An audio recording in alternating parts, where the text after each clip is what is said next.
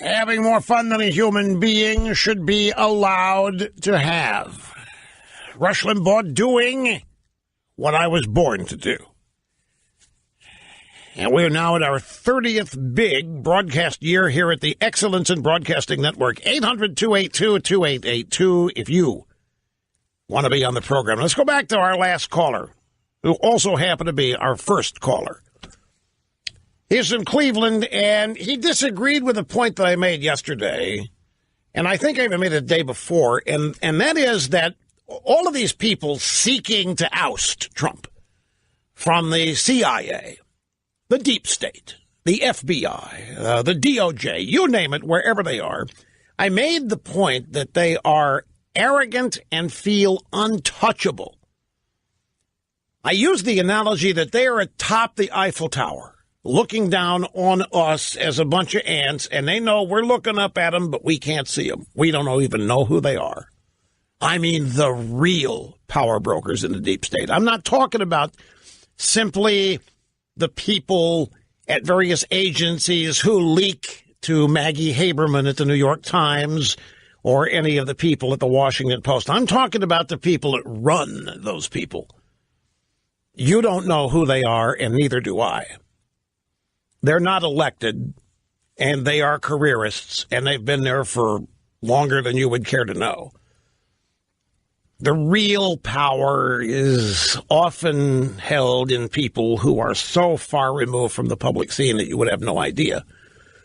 It is those people I'm referring to who are arrogant and feel untouchable no matter what happens because they don't think anybody will ever turn on them, because it would mean the end of their careers and their futures to turn on the real power brokers here. The real power brokers are probably going to be people that are well-moneyed as well. And there's a rank and file in this deep state. So you talk about, he mentioned Rod Rosenstein, who's the deputy director at the FBI, and he mentioned McCabe. Well, no, Rosenstein is, the deputy attorney general, and McCabe is the deputy FBI director. Now, they're known to us.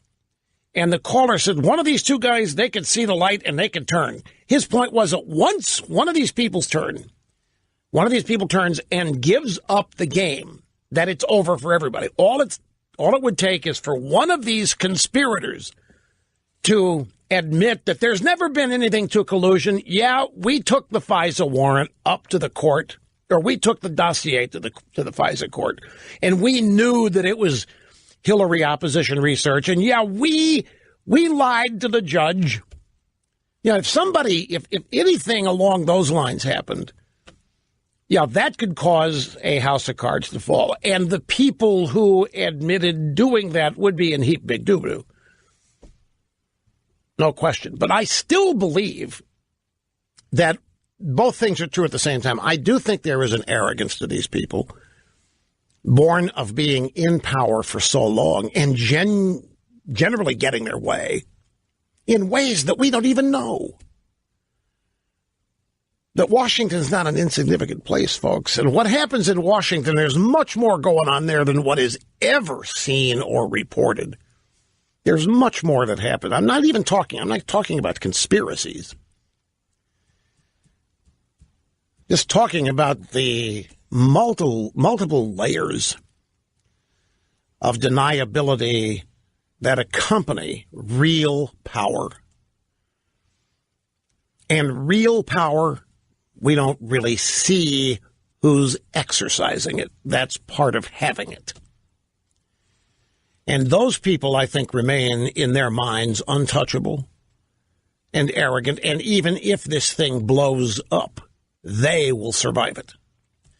Now, the underlings, the people that are actually publicly known, he mentioned McCabe and Rosenstein, I think there are also people, because in any organization, you've got the boss and you've got the worker bees. In any organization. And we know the worker bees. They're the names we know. The James Comeys, the McCabes, the Strzok Strokes, the Lisa Pages, the Andrew McCabes. These are the worker bees. These are the people carrying out whatever instructions are there. And they may totally agree with it. It may be more than they're just carrying out orders. They may be totally into the cause themselves. And I don't doubt that many of them are apoplectic over what could happen. So I think both things are true, that there are some here feeling arrogant and untouchable, and at the same time others very much aware how this could turn out very badly for them. But they all also realize that they have at least the shielding provided by the media. The media will do everything it can to protect these people. The media will take it as far as they can.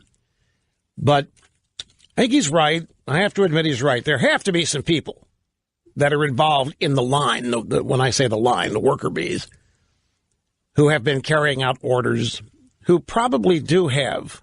They've known how flimsy this is. See, I believe that everybody in a position of power in this whole effort to get rid of Trump knows full well they're running the hooks.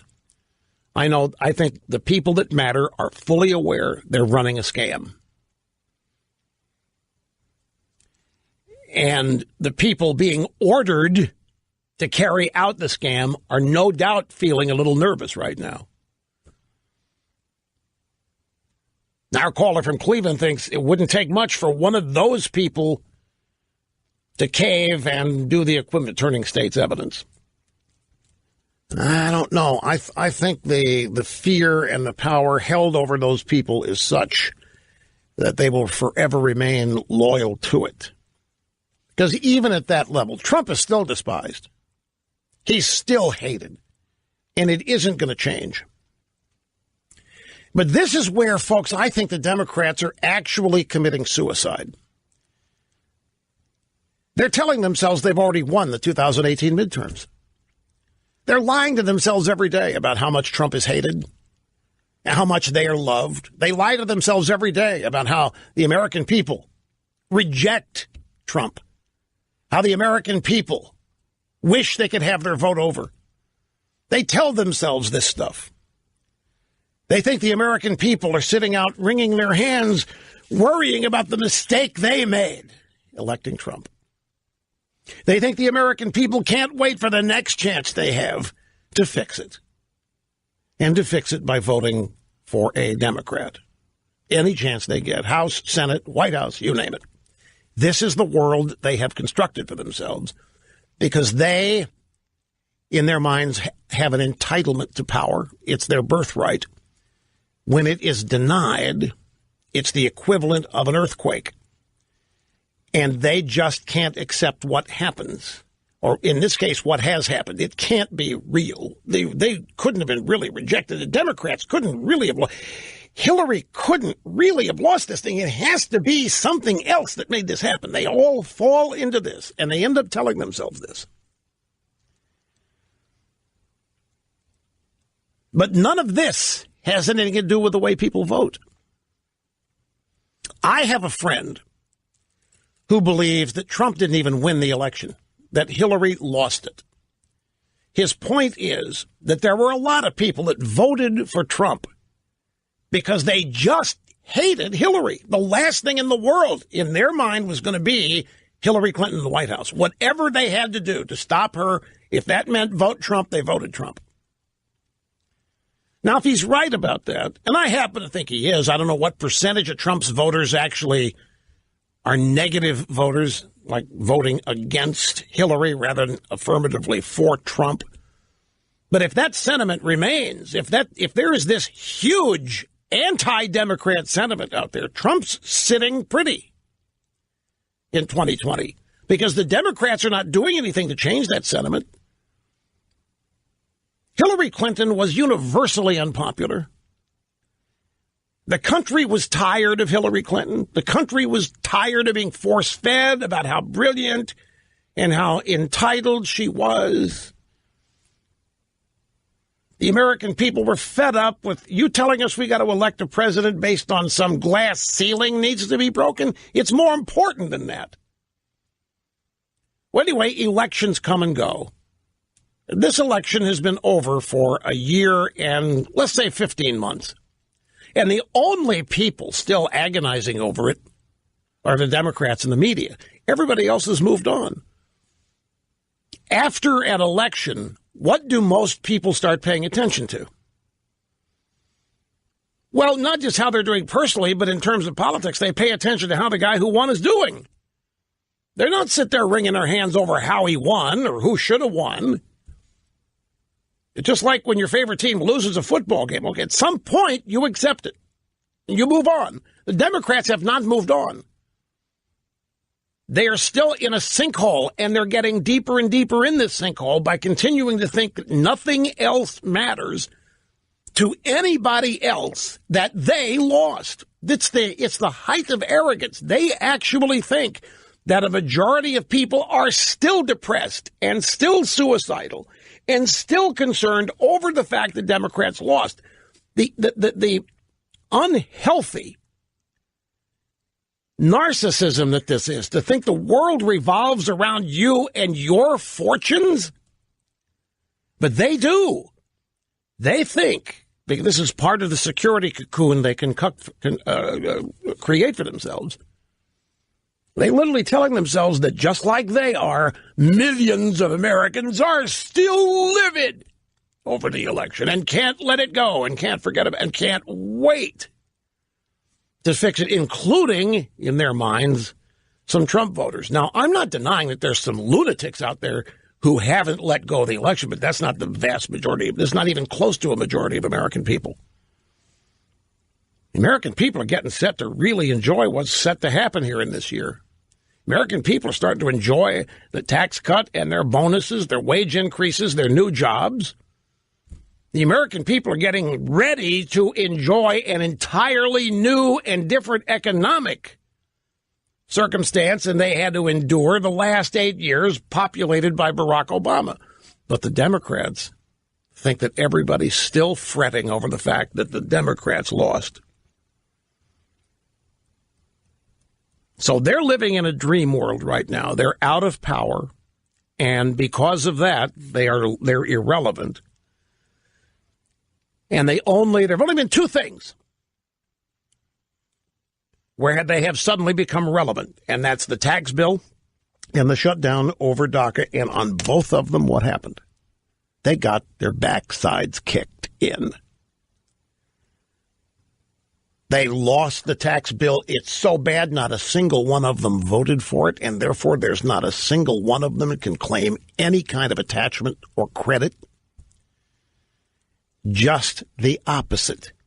And they flamed out on their desire to shut down the government over illegal immigrants. That bombed out. There have been only two things since this election happened where they have appeared relevant, where what they were doing, how they were going to vote, mattered. You might say early on the Obamacare vote, so we'll give them three things. And in two of those three, they bombed. And think of all those special elections. Only one of them have they won. And not even one that was special. It was a governor's race. So my point is, you will never observe what I have just shared with you if all you know is the drive-by media. Because none of what I have shared with you is ever referenced, talked about, reported on. It's just the exact opposite. The drive-by media, it's all about what a screw-up Trump is, what an embarrassment Trump is, how the majority of the American people now think Trump's an embarrassment, want to get rid of him. In the drive-by media, the Democrats are still the heroes. The drive-by media, the Democrats are still the people going to save America. The Democrat Party is America's salvation. Barack Obama, oh, could we get you back, sir? That's what you see in the drive-by media. With CNN's 500,000 viewers and MSNBC's 1.5 million viewers and whatever numbers of people read or listen to the New York Times podcast.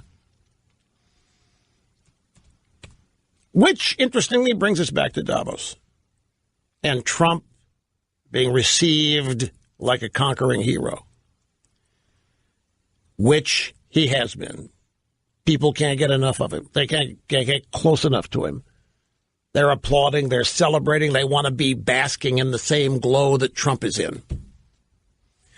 Success has many fathers, and everybody wants to be seen as one. And in Davos, what we're learning is that the world's CEOs actually still believe in business growth rather than government growth.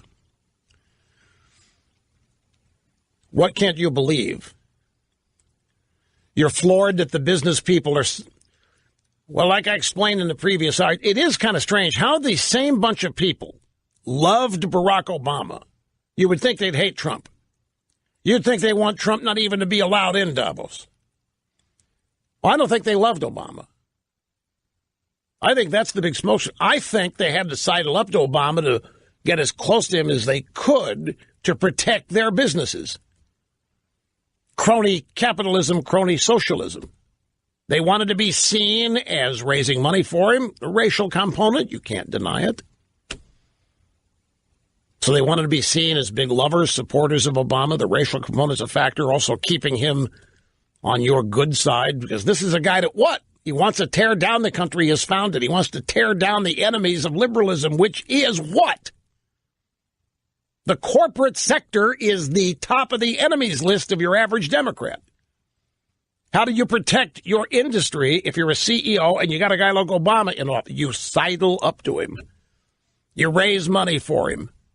You figure if he's going to win, the worst thing to do would be to oppose him and join the people who do oppose him. But now that he's gone, look how eagerly these same people are supporting and embracing and encouraging the Trumpster.